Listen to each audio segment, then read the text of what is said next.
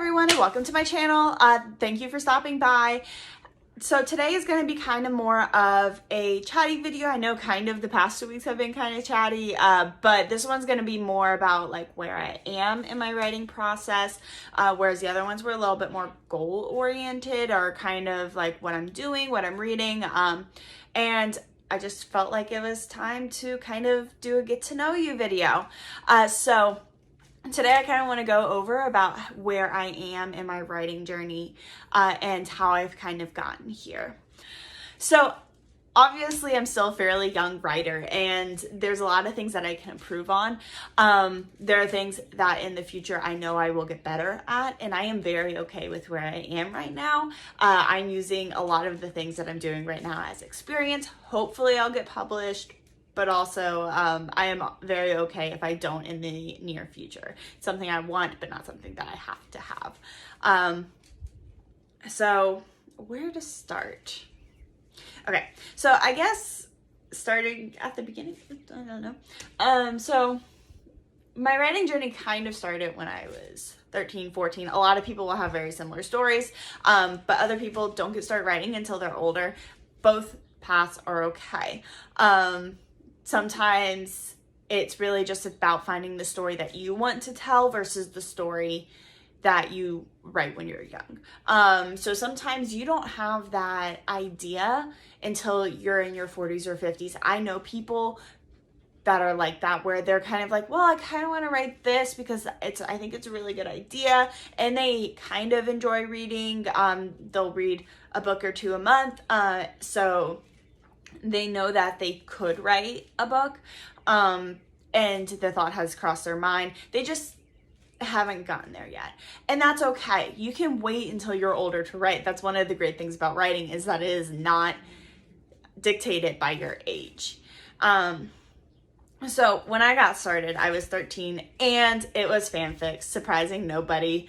A lot of people, when they do start writing younger, it is typically with fanfic because they have the world already established and they can play with the characters. Now, my first fanfiction was doing the opposite, where I had the characters and I played with the world. So I did a retelling of Phantom of the Opera where I had some of the same plot points, but I changed the world to more of a modern day YA setting. And it ended up being 25 to 30,000 words. I thought that was really good at the time. And then as I got older, I found out that it's called a novella, not a novel. So the next thing that I had was a retelling of, not quite a retelling, a kind of, but kind of not, thing of Twilight. I came of age. I was 12 when Twilight was really popular. So that was one thing that kind of was highly influential when I was first starting to write. So that was one of the things that I worked on. It never got finished. That's okay. I learned a lot.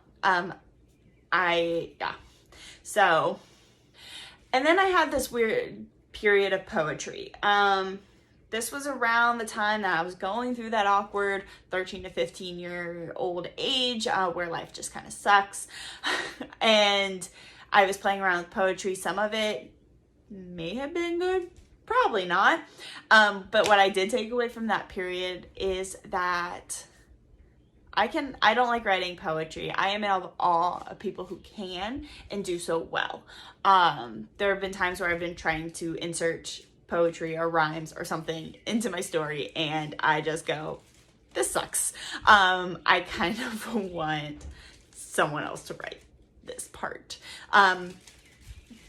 So if you write poetry, please know that I am very thankful people like you exist.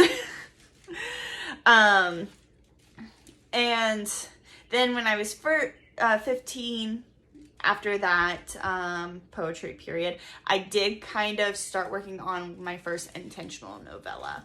I kind of learned what novella was at this point. I might have been 16, somewhere in that time period, after I first started high school, and I kind of got a little bit more immersed into YA fiction. so I started writing this novella, didn't really finish it. You'll see that as a kind of a theme. A lot of things did not get finished when I was younger, and that's okay too. A lot of these things are working with learning how to do these things, experimenting, seeing what your voice is like, all of that. After that, I took a little break from writing until I was about 18 years old. High school. It's a fun time. And for some reason, the story that I wanted to tell at that time just dug its heels into my brain and would not let go. This is the story. It was my first fully fledged novel-sized story that I wrote, and it took me years to write it. So I started it with NaNoWriMo 2015. Didn't succeed. I've never successfully completed a NaNoWriMo either, so we'll see if that changes in the future. And then the following spring, I was taking a dual enrollment course that was taught at the high school. So I was very lucky that some of my college classes could be taught at our high school. And the last section was a fiction section. So one of the things that the teacher had us do was write a short story. And because I had already been developing these characters and stuff, I went ahead and wrote the short story based on that same world. It was a conflict that happened after what I was thinking the story was going to be happened. And the teacher gave me a pretty decent grade, 95. That's kind of what the highest she ever gave students. And I don't know if she really liked it or if she really pitied me. But I took that as validation. So I kind of ramped up after having that grade and wrote throughout the summer. Kind of got closest to the end, realized that what I was writing, I think I was at like 40,000 words and I was only about a third of the way through the story. At the time I was like, well, maybe this should be 2 books. Maybe making this book into a trilogy series kind of thing, because trilogies were really popular at that time. I think Hunger Games, Divergent, all that fun stuff. And so I continued writing. Then I hit my undergrad. I tinkered with it throughout undergrad, but I did not really work on it like hardcore. My undergrad is in history. And so if you know anything about history majors, they read a lot, they write a lot, and they have a lot of open discussions. So a lot of the times during the semester, I was reading multiple books per week for classes, whether that was for the actual class or for the research that had to go along with the class for the final project, which I didn't mind. I know a lot of people hate that, but I really loved getting down into the nitty-gritty and doing the research and reading all of these books, reading the thoughts of different people on specific aspects of history. So as I was tinkering with this idea, it kind of expanded. I finally finished the first one as I was graduating in 2019. So it was very messy. I ended up shelving it because it was so messy. There's a lot of things that need to be fixed. A lot of the writing is very immature, which you would expect. It was the first time I wrote something. A lot of people, when they first write something, end up shelving that project. Some people are very lucky where they don't have to. But for me, that was the best course of action that I thought I could make. So after I shelved that project, I moved overseas. I went to Wales, to Bangor University for my graduate degree in medieval studies. And then COVID happened. And I remember that novella I was talking about earlier. I did finish that. That one was also, it wasn't as messy, but there were things that needed to be done. This novella has the potential of becoming a full-fledged novel, and it would probably be one of the only standalone novels I will ever write. I am not a standalone novel type of writer. All the ideas I have are very big, but that does not mean that this idea invalidates any of the other ones I have. It does show me that I can write standalones, that I have the ability to have just a book with a beginning, middle, event, and then that's it. Because I like series. I like reading series. I like watching TV shows that are not just one season. I like writing series. I like the expansion of it. I like those complex character arcs. And I like diving in to new characters, new problems throughout the series, because you kind of get comfortable with the first set of characters and then learning how new characters interact with new people. It's like life. Anytime you start a new job, I think of a new book like a new job. You can get to know new people. Sometimes people, the main people in your life from the old job are still in your life in the new one. So there's my thought on series. Maybe I'll do a whole video on that. Stay tuned. So after I graduated, when COVID hit, it was March of 2020, I was in Wales. I came back for 3 months to the US, and then I moved back over to Wales because for some reason in my mind, in my 22-year-old mind, I did not think that this was going to be as big of a problem as it was. It was. So I went back to Wales in June. And then I kind of tinkered with fiction for a little bit, but my main priority was writing my master's thesis. They call it a dissertation over there, so sometimes I'll say dissertation instead. But it is your master's thesis. So I was working on that from June until September. We did end up getting an extension from September to December. So I used a lot of that September to December time editing. I did start my first job in that time period because I had moved back to the US again in September, this time for good. And I had gotten a part-time job while I finished my master's thesis and, worked in a marketing and events role for that time. I kind of did things, but I was still dealing with a lot. Being overseas without any family during a time like COVID is not easy. And I can go into those mental health struggles later. That seems a little intense for right now. But after I came back, I didn't really do that much. Sometimes I would sit down and tinker for a little bit, but it was nothing that was ever really sustained. I didn't do anything for long periods of time. I would do something for like 2 weeks and then kind of fall back. I was meeting new people, kind of getting a social life together. I moved out of my parents' house to a different city, so I was learning how to be a functioning adult as well. And then I had started a new job, moved to a different city, not that far away. I just moved up the road 30 minutes. But during this time, after my house was completely done, painted, cleaned, all that other stuff, I started tinkering with this idea. And this was the first book I fully outlined.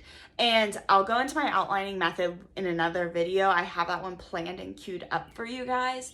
And I started working on it in, I think it was for camp last year in April of 2022.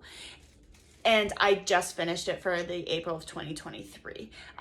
It finished at 77,000 words, and I am a thin drafter. Everything that I've ever written is kind of on the smaller scale of what it should be, and that includes the novella. It was only about 18,000 words. The first book I wrote only ended up being about 60, so I do draft pretty thin, and I know things that I can add to it that will kind of fix it. And that will kind of expand, going more into those secondary and tertiary plots. I think of, you outline, you get the main plot beats down, you write them, you kind of explore the characters in your world, and then you can go back and edit and add those more complex aspects in. So I'm editing the basics of that first book. I am changing the character's name, and I have a couple of ideas of this one character isn't grounded as much as I would like her to be. So I'm working on grounding her a little bit more with more people around her, because right now she's just kind of floating with one other person that knew her before the story started. So I'm adding more characters in to kind of make her like an actual person. I know that sounds weird, but an actual person. So I'm doing a lot of those things right now. That way things won't be super messed up if I change things and stuff like that. And if I change the structure of a scene, you don't want to go through and line edit before you're done doing your developmental edits. Developmental edits are probably the first thing you always need to do. And that way you don't go through, make sure everything has perfect grammar and then change everything. And that is probably one thing, if you ask any published author, that is what they will say. So that's kind of at where I am right now. With one book written, I'm hoping to query this book if I can get it to the place where I want it to be. I'm not gonna ever query something that I am not thinking that it is my best work. And I think a lot of people will also say that. And Kate Kavanaugh has done a lot of videos about that, with why she hasn't traditionally published, is because a lot of the things that she's working on, she's ended up shelving because she doesn't think that it is the best thing that she can put out there, or she's still doing edits because it is. You want to. Alright, so that's kind of where I'm at right now. One book written in a very first rough draft. I'm hoping eventually to query this book, but I am not saying that is going to happen. I want to be able to put my best work out there for everybody to read. I do want to be traditionally published. There's a lot more things that I like about traditionally publishing.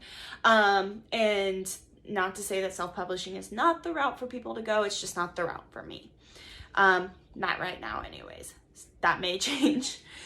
I am also outlining book 2 of this series. I am planning on it to being a duology, so I am doing the outlining for that right now. So like I said, stay tuned. I am doing an outlining video that will kind of show you my process with that. And like I said, I don't think, if I don't publish these books, it's not going to be the end of the world. I am doing this because it's the story I want to tell. I thought of this idea and I was like, this scene, I would want to read this. Just because not everybody else would does not mean I don't want to. And I'm very excited to see where these characters take me and how everything changes between drafts to make this an amazing story and something that I am proud to have written, whether or not other people read it. So thank you for stopping by today. Let me know in the comments what really got you started writing. Was there a book? Was it just a feeling? Was it somebody telling you that you should? And whether or not you started out with fan fiction, or if you just went ahead and started writing fiction, or if you were even a nonfiction author. Be sure to stop by next week. I'll be talking about my personal outlining method and what changes I made between that outlining method from the first book that I wrote in the series that I am currently working on to the one that I am doing right now. So thank you for stopping by, and remember, if you can dream it, you can do it.